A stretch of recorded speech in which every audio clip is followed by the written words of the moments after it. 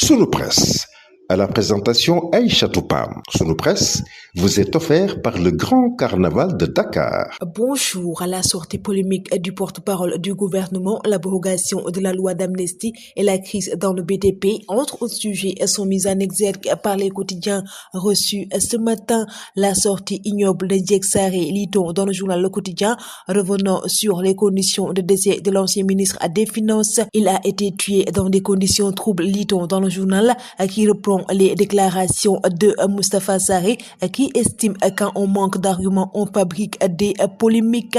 Les avocats de la veuve demandent que Sarré soit immédiatement entendu. Le journal Walf Quotidien abonde dans ce même siège et met à sa une Sarré secoue la République, revenant toujours sur la mort de Mamadou Moustapha Ba et la veuve qui exige son audition. Le journal Vox Pop abonde dans ce même siège et met à sa une Mamadou Moustapha Ba a été tué dans des conditions troubles, reprenant toujours Moustapha Sarré qui déterre la polémique sur la mort du défunt ministre des Finances. Le journal Tribune traite également de cette question et revient sur les avocats de la veuve de Mamadou Moustapha Ba qui dénoncent la sortie irresponsable du ministre porte-parole du gouvernement. Scandaleuse et irresponsable seront Babacar Gaye. Cette affirmation laisserait croire que les autorités de la France, pays où Moustapha Ba est mort, auraient fermé les yeux sur un meurtre, a écrit Madiambal Diagne. Le journal Sud Quotidien revient sur l'abrogation partielle de certains articles de la loi d'amnistie du 6 mars 2024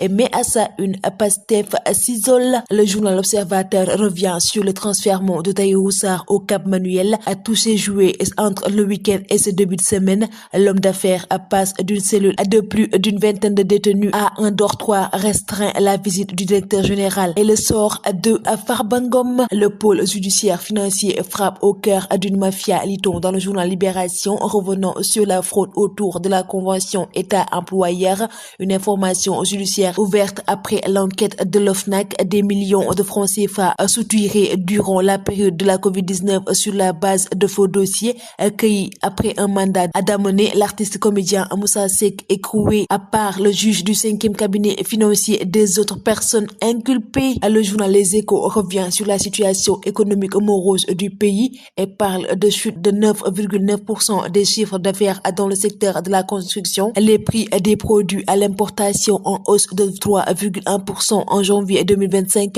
à forte baisse à moins de 59,9% des activités d'architecture, d'ingénierie et de technique. Le président lance le sentier des audits, lit-on dans le quotidien national Le Soleil, revenant sur les infrastructures publiques, les travaux inachevés, PUDC, Puma, Agetip et Promoville. La finalisation avant fin avril 2025 du document portant à nouvelle politique nationale de l'emploi, les contours d'un scandale, lit-on dans le journal Enquête, revenant sur l'affaire Greentech quitte le Sénégal sans préavis, laissant à 65 employés sans salaire ni explications. Mendy, les gants de l'assurance, lit-on dans le journal Record, revenant sur le 4e galop d'entraînement des Lions et le départ pour Benghazi ce jeudi. Le Carnaval de Dakar célèbre le riche patrimoine culturel africain.